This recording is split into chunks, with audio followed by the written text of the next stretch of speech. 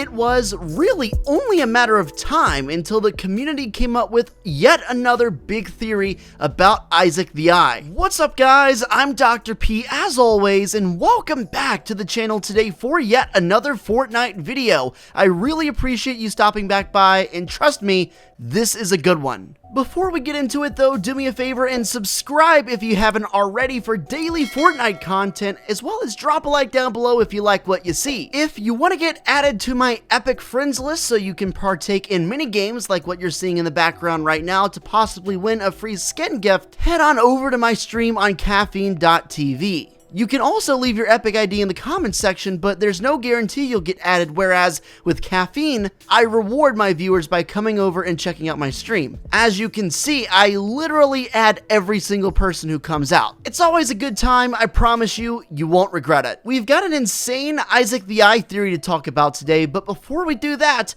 I want to touch on some other stuff. In yesterday's video, I talked about the Stratus skin, which of course is a Season 9 Battle Pass skin. Now, another Season 9 Battle Pass skin called Demi was brought up to me today by Bird Blaster. He tweeted me and said the dragon on Demi's arm has almost the same eye as the creature in Polar Peak. The eyes are relatively similar, but I wouldn't say they're exactly the same, but nonetheless, it still brings up an interesting point. Who is Demi in the Battle Pass? She's really intriguing. If you take a look at her here, her description says armed with the power of the dragon. That could simply just be a play on words because as you can see, her arm, I guess, is like mechanic. She must have lost her arm in some way. But the really interesting part is indeed the tattoo on her left arm. It is, for all intents and purposes, a dragon. And of course, it goes without saying that the biggest theory about the creature in Polar Peak at this point, since Godzilla is out the window, is that it is indeed a dragon. It's most likely the mother dragon, the mother hybrid, from one of the eggs left in Polar Peak when the prisoner escaped. That would be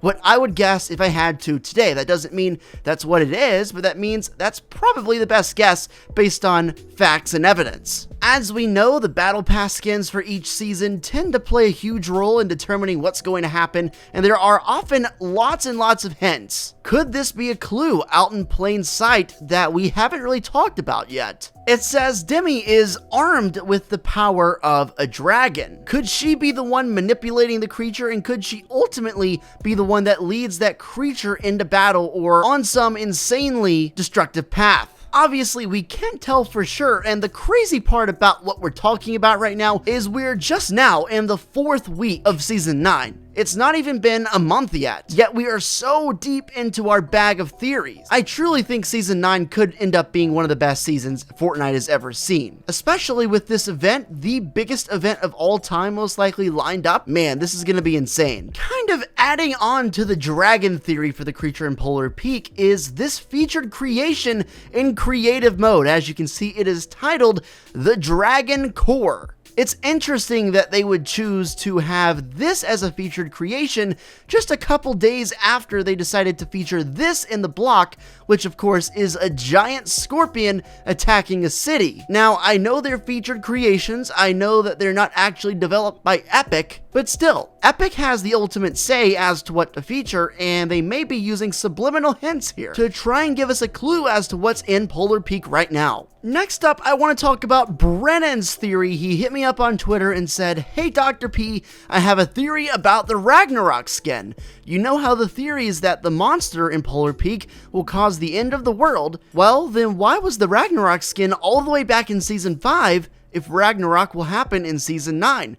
Fair question." He then goes on to say, what if the rift actually sent things through time as well as space? Of course, he's referencing the giant rift in the sky back in Season 5. Then we could propose that the Vikings were sent to the Fortnite map from the future map where they already were there. Imagine the Vikings are sent to the map and they aren't used to warm weather, so they stay on the mountain where it snows. Then suddenly the snow biome arrives with the iceberg, so they start expanding and taking over Snobby Shores, increasing their population. Then in the future, Ragnarok happens and the village chief, the Ragnarok skin, goes into the bunker. where they are transported into the past to start the Viking village in the first place. Wow, thanks Brennan, you've given me a lot to think about here, so let's talk about that a little bit. Just to clarify for those of you who don't know, this theory is based off several other theories I've been talking about over the course of my previous few videos. So let's start off by talking about the Rift. We know the Visitor back in Season 4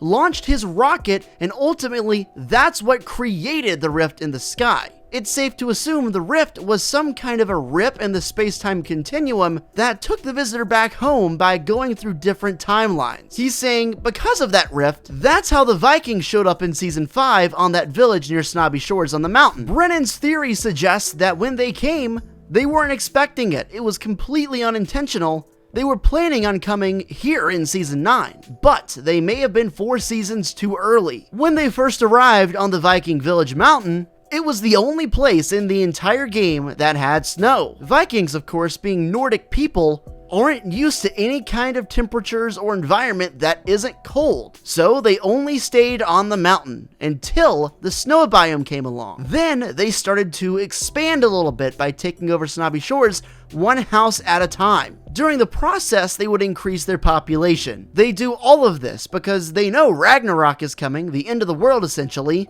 and they want to be as prepared to fight this as possible. The theory concludes by saying after Ragnarok happens, the cycle continues by them getting sucked back in through the rift and placed back in the past. That is how they got there in the first place, according to this theory, right? I find this theory interesting because it finds a way to connect the very start of the Fortnite storyline as we know it, which of course began with the start of Season 4, with our current situation right now all the way in Season 9. To this day, we still have really no clue what the Visitor's purpose was. What did he do?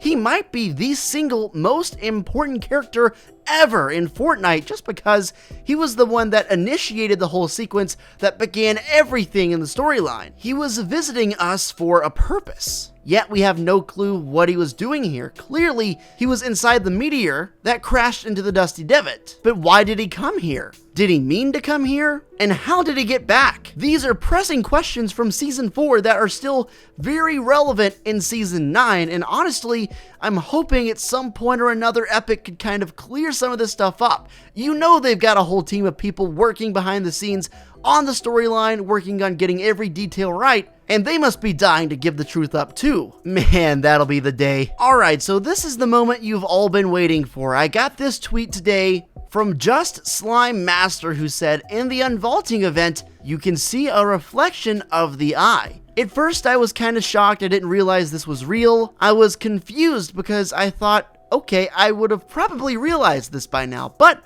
sure enough, I went to go check in the gameplay I recorded from the volcano event, from the unvaulting event, and here's a screenshot proving it is indeed real. Now, I don't know what it is, I don't know why it's there, but there's no denying the uncanny resemblance to Issac the Eye in the game right now. Just to add some fuel to the fire, this just so happened to be the last event we had right before the Cattus event. Coincidence? I think not. Here's some actual footage of the event. I've slowed it down significantly for you so you can see. Pay attention to the wall in front of me. You'll notice the eye appears, or at least what looks like an eye appears, pretty much every time I look straight at the wall. And here's another interesting fact that may indeed hint that this is actually the eye. The reflection follows you around everywhere you go. No matter how high you jump, no matter how high you come back down, the eye is always looking directly at you, much the same way Issac the Eye, currently in the game, is constantly looking at nearby players. It is real, and there's no denying the fact that it looks so much like what would eventually come up in Season 9, and this wasn't even that long ago, guys. This wasn't even a month ago. All of a sudden, this whole thing got so much more interesting, and honestly, it really makes me wonder, who the heck is the Vault Keeper? What affiliation might they have with this eye, if any at all? If the theories from earlier this season are true, and the statue in Neo Tilted does end up being the Vault Keeper, maybe this was some kind of a hint that they are destined to fight. The statue and the creature in Polar Peak are the two hottest topics of discussion in Season 9 right now, and it looks like they just so happen to be coinciding in the unvaulting event back in Season 8. I told you it was worth the wait. It's a pretty insane theory, and honestly, I feel like this is something we can build upon for the coming weeks, and who knows, we might get some crazy leak that confirms it or confirms that it's not real. I don't know at this point, but all I know is this was fun to make. I always love reading your theories, your comments, your tweets, everything like that, so keep leaving them, keep tweeting me, and I'll keep featuring you guys. Really appreciate you tuning in. I thank you so much for watching, and I'll catch you in the next video, and I'll see ya later.